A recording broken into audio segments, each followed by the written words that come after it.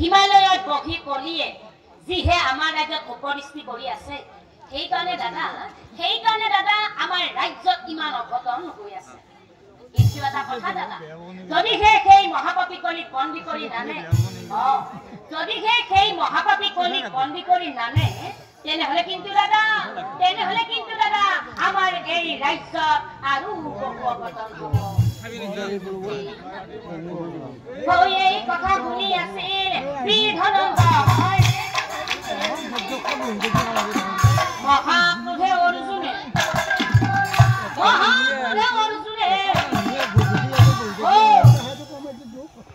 সেই মহাপাপী কলি 7 দিনৰ ভিতৰত বন্দী কৰি আনি মই নিশ্চয় জানিবি।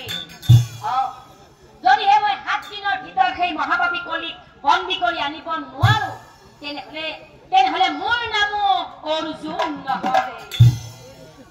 এই হাতে গান্ধীপ লৈ যায় কবিৰ ধনঞ্জয়,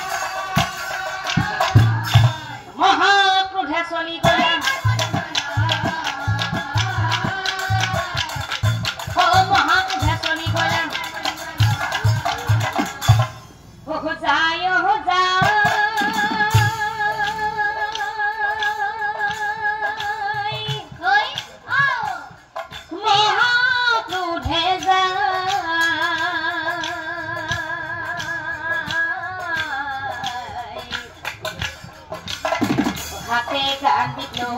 অৰ্জুন হিমালয়ত যায়।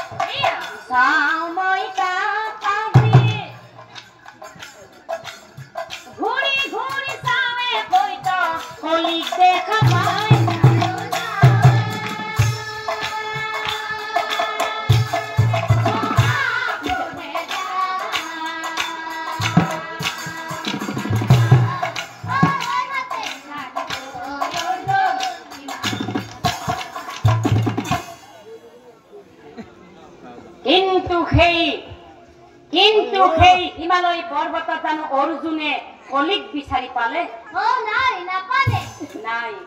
নাপালে।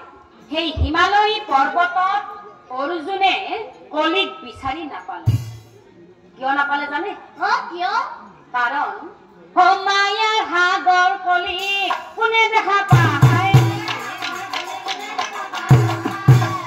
মায়াৰ সাগৰ কলিক কোনে দেখা পায়?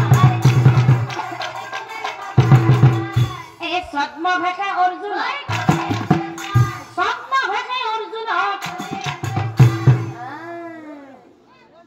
কলিয়ে মনে মনে ভাবে, কি ভাবে?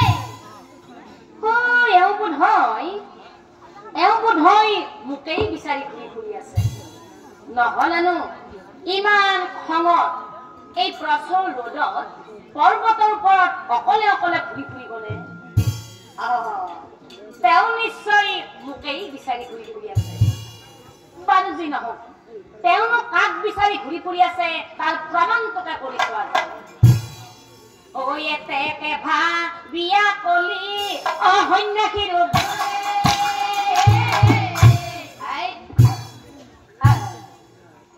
অৰ্জুনৰ ওচৰত যায়,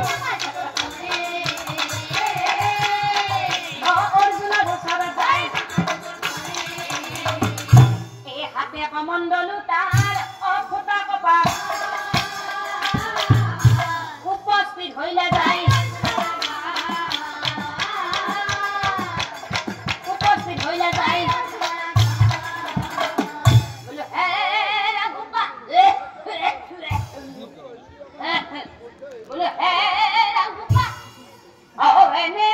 হিমালয়ত মানুহ দুনু নাই